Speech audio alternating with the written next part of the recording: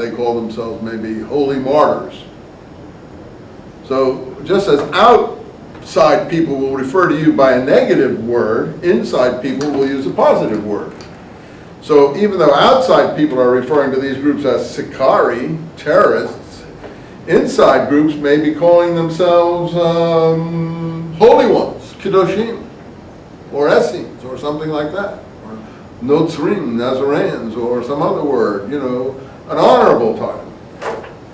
So you have to understand there's inside vocabulary and outside vocabulary. So the inside vocabulary might be the party of the circumcision. Outside might have called them Sicarii. Another thing you didn't know when you were in my old classes is that I found another source, Hippolytus, who has a version of Josephus, which he says there are 4 groups of Essenes. Josephus says there are 4 groups of Essenes, but he doesn't say that they differ very much except in minor things. Hippolytus says there are 4 groups of Essenes. 2 of them are called Sicarii Essenes and Sellout Essenes. And that to me, and the main characteristic of the Sicarii Essenes was, if they came upon someone discussing the law who was not circumcised, basically they did like Muslims do. They offered them circumcision or death, the way Islam offers them Islam or death. In other words, they felt like an extreme Muslim today. Sees a Westerner talking about Sharia law, he wants to cut their throat. These groups, these groups, according to Hippolytus, if they found someone talking about the law who was not circumcised, they would threaten him with death or circumcision. So they forcibly circumcised people. Such groups would be called Sicarii. And Hippolytus calls them that, but he says they're also Essenes. And he also says these Sicarii Essenes took part in the war against Rome, this war against Rome from 66 to 70 AD, and the main thing that they were prepared to die for, have martyrdom for, is they would not, you could torture them, kill them, rack them, do anything to them, but they would not blaspheme the lawgiver, Moses. They would not say bad thing about Moses, and they refused to eat things sacrificed to idols. And they refused to eat things sacrificed to idols. Now in the Received Josephus, he has that. He doesn't call them Sicarii Essenes, but he said that they would not blaspheme the lawgiver, and they refused to eat forbidden things. Now in that sense, Hippolytus, you see, they're a little bit different. Hippolytus is a little more precise than our Received Josephus.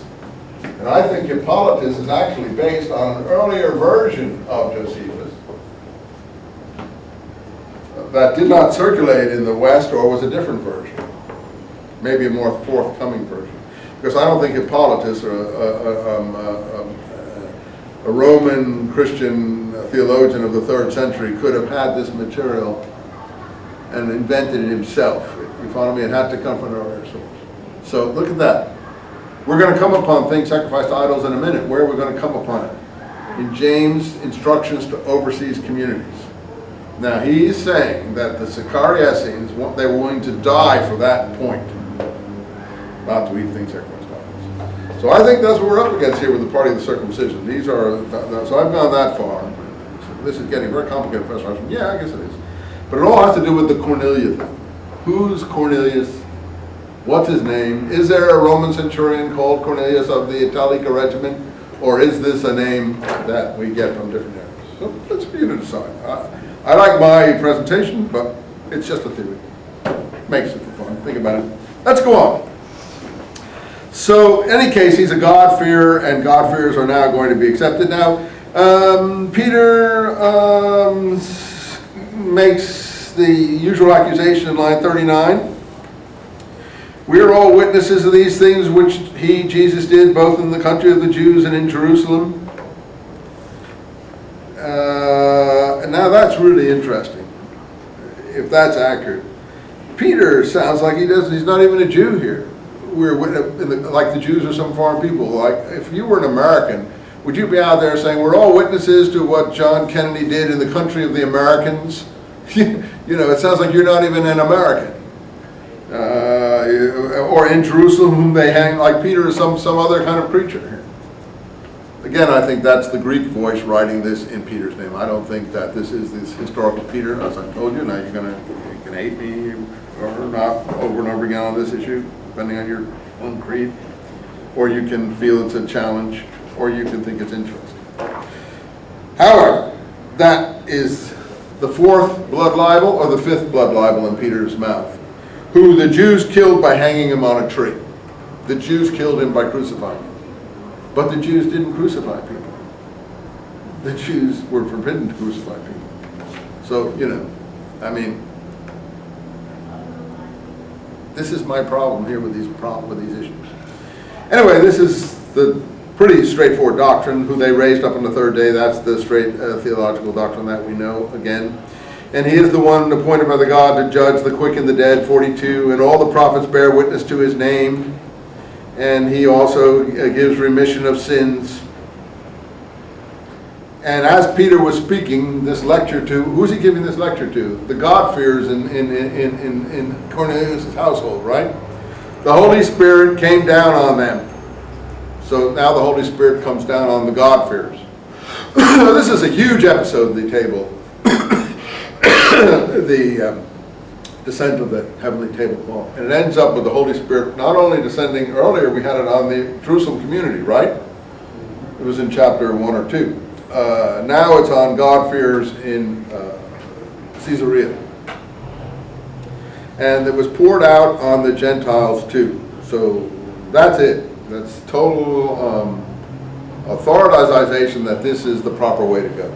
So this book is for that, right? So this is a pro-Holy Spirit Gentile mission book.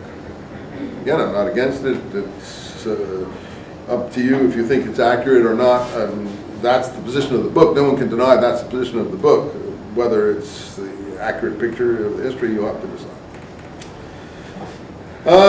So, baptism comes into the play just as in the eunuch episode. So, it ends then in chapter 10 like the eunuch episode. And I think they are connected in some way, as I've told you. And the circumcision, as you see, is very important. Those of the circumcision, you see, they appear here in 45. They don't like what's going on. You see that? And they're like the people in Galatians who don't like what's going on in Antioch. So they appear as in Galatians, and they were amazed that the gift of the Holy Spirit was poured out on Gentiles as well.